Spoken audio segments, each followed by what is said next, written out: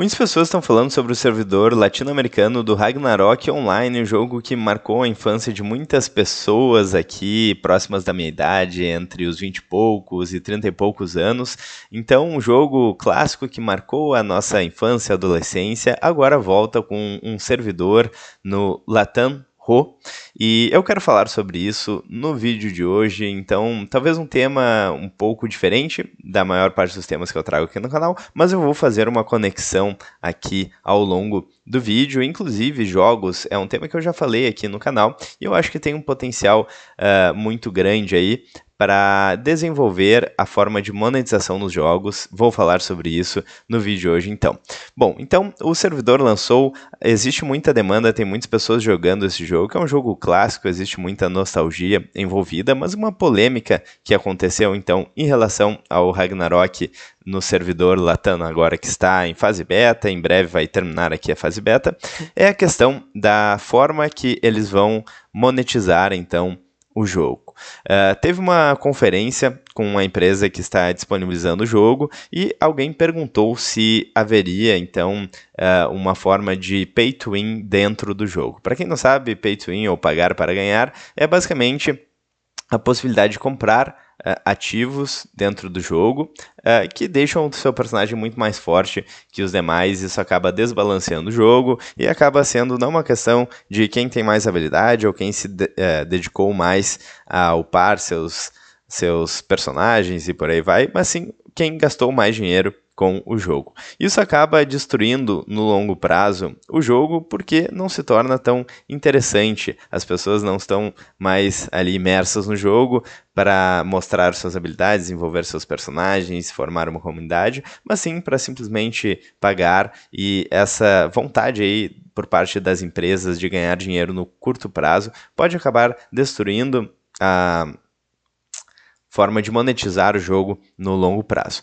E o que seria então algumas alternativas para isso? Bom, jogos como League of Legends, por exemplo, faz uma forma de monetização que é muito interessante, principalmente para jogos que têm essa parte mais competitiva. Então, eles têm sim itens que é possível comprar aqueles itens dentro do jogo, como skins, como cores e por aí vai. Então, apenas alteram aí a forma dos personagens, a estética, e não compromete a jogabilidade. Então isso faz muito sentido, é algo que torna o jogo interessante durante muito mais tempo e que não cria esse desequilíbrio em relação a jogadores que estão comprando ativos e jogadores que não estão comprando.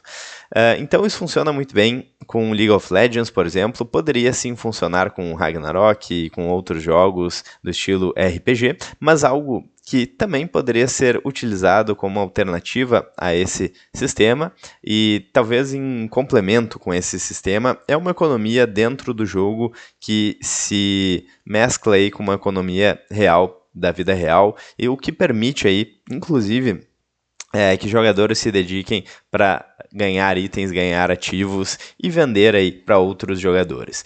Então, como é que funcionaria isso? O que eu estou falando? Então, basicamente, o que as empresas, o mercado tradicional de jogos faz hoje em dia é viabilizar aí uma via única de compradores, ou seja, os jogadores, e eles estão vendendo os ativos.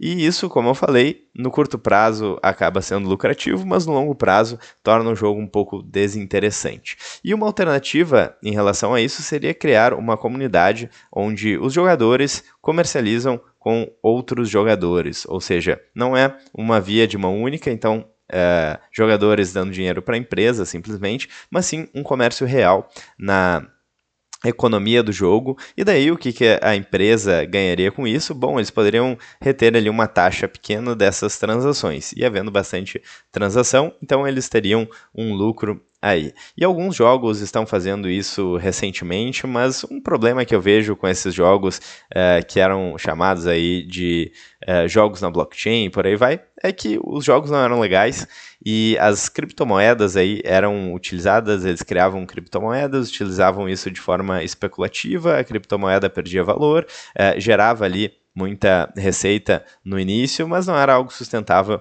no longo prazo, porque tinham especuladores, boa parte das pessoas nem entendia essa dinâmica de criptomoedas, de escassez, oferta e demanda, escola austríaca de economia, por aí vai. Então, muitas pessoas só estavam interessadas ali em jogar jogo ou ganhar dinheiro rápido e acabava sendo algo muito frustrante. Mas integrar aí a economia do jogo com a economia real pode ser algo que faz sentido no longo prazo. E outra coisa que faz com que isso possa fazer sentido cada vez mais no longo prazo, é que hoje em dia a gente tem uma economia, uma tecnologia muito mais desenvolvida. Então, pensando em alguns séculos, em algumas décadas atrás, era inviável pensar em alguém cuja profissão é simplesmente produzir conteúdo, entretenimento e por aí vai. As tarefas de trabalho eram muito mais diretas e ligadas à subsistência. Se a gente pensa, por exemplo, na pirâmide de Maslow, ou seja, na base da pirâmide estão as necessidades mais básicas, como se alimentar, dormir, sobreviver,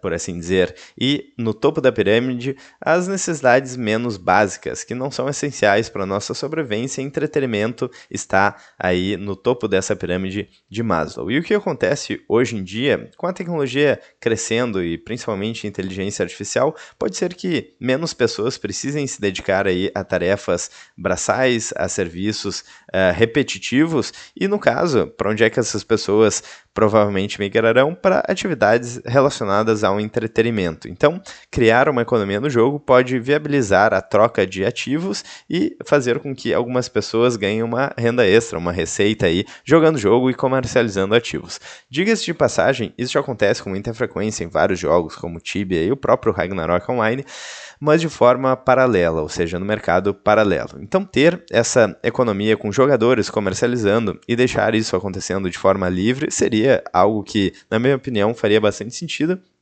Lembrando que os itens que serão comercializados serão itens que estão dentro do jogo e que qualquer jogador poderia conseguir aí simplesmente dedicando horas da sua vida jogando o jogo ali e se divertindo. Mas aqueles jogadores que querem encurtar um pouco o caminho poderão comprar esses itens, seja com o dinheiro aí do jogo ou um dinheiro fora do jogo, né? Integrar a economia real com a economia do jogo, e isso daí poderia ser um atalho, digamos assim, mas não deixaria aquele personagem diferente ou mais forte do que os demais, não seria um equipamento que ele só conseguiria daquela forma e ainda por cima só comprando da empresa especificamente, que não pudesse comprar de outros jogadores. Ou seja, seria indistinguível um jogador ali que teve um caminho um pouco mais fácil comprando ativos na vida real, então teria esse benefício aí de um comércio ativo, a empresa inclusive conseguiria lucrar pegando uma taxa aí dessas transações entre jogadores, os jogadores que gostam de vender itens e de criar uma renda extra, então teria um motivo adicional para jogar o jogo, para investir aí tempo e dedicação em suas contas, criando personagens, para conseguir gerar esses ativos e depois vender eles na economia real, e os jogadores então que tivessem dispostos a só jogar e não comprar nada, estariam em pé de igualdade em relação a itens, em relação a poder de força ali no PVP com outros jogadores. Então acho que é um sistema que faz muito sentido, algo assim poderia ser utilizado com skins, com troca aí de a questão estética ali dos personagens, mas também com itens do jogo. Eu acho que essa economia integrando a economia real com a economia dos jogos é algo que pode fazer muito sentido e algo que, principalmente se não for feito utilizando alguma criptomoeda aleatória, alguma altcoin, pode fazer mais sentido. E falando em termos práticos, como é que isso poderia ser feito? Por exemplo, com o Bitcoin na Lightning Network. A gente sabe que o Bitcoin ele independe aí de qualquer jogo, então não é uma moeda que é criada para o jogo e que acaba passando por um ciclo aí de alta inflação, geralmente com tokens sendo criados ao longo do tempo naquele jogo, então é algo que não faz muito sentido. Precisaria ser uma moeda real que já existe e que independe desse jogo. Por quê? Porque muitas vezes esses tokens são criados justamente para especulação, pelo fato de que quem cria o token pode expandir aí a quantidade de tokens, então para ele é muito fácil, ele cria algo que não exige um custo inicial e consegue comercializar isso por um valor no futuro. Mas já utilizar, então, uma moeda elimina esse fator especulação. Eu acho que faz muito sentido com Bitcoin na Lightning Network, que é a segunda camada do Bitcoin, que possibilita transações aí com custo muito baixo, sem tarifas muito altas de primeira camada, mas poderia ser utilizado também com uma stablecoin, com moedas fiduciárias hoje. Mas pelo fato do Bitcoin ser a moeda nativa da internet, eu acho que faz muito sentido e eu acho que é algo que inevitavelmente pode acontecer. Então, se a gente seguir na trajetória que estamos, com o Bitcoin ganhando cada vez mais relevância e com a economia dos jogos cada vez mais fazendo sentido em relação à economia real, eu acho que a gente vai ver isso eventualmente, e eu acho que seria uma baita oportunidade que o Ragnarok Latam poderia aproveitar. Enfim, eles não seguiram por esse caminho, mas talvez no futuro a gente veja algo nesse sentido. Bom, então dito tudo isso, o que vocês acham? Faz sentido isso que eu falei? Qual a opinião de vocês? Fiquem à vontade na seção dos comentários. Se vocês gostaram do vídeo, já deixem seu like, cliquem no sininho, inscrevam-se no canal.